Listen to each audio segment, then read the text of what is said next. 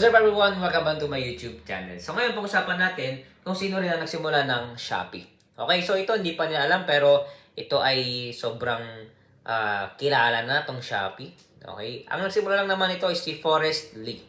Okay, sana time will come talagang nagkaroon sana ng may sariling app na kilalang kilala na. Okay, ang inventor is Filipino. Pero baka tayo yun. Okay, praying. Okay, ang lesson na makakuha natin dito is yung mobile first approach wins in C. Okay? So, itong si Shopee talagang ginamit ko. Okay? Nagkaroon nga rin ako dito ng mga madaming mga features na nakuha. Yung iba, nagla-live na rin dito. Okay? At the same time, napapadali yung order.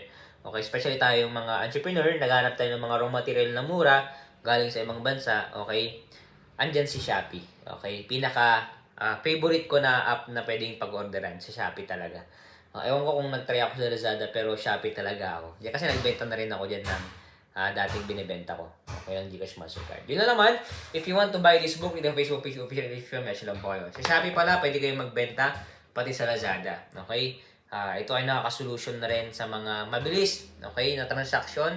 Okay, ang ako lang dito, ang medyo ayoko lang is yung fee. Okay, yung kunyari nagpadala ka na, ikaw na seller, kapag kasi pinili na yung receive ng customer is matagal mong makuha yung bayad. Okay, hindi kagaya ng for example itong book ko.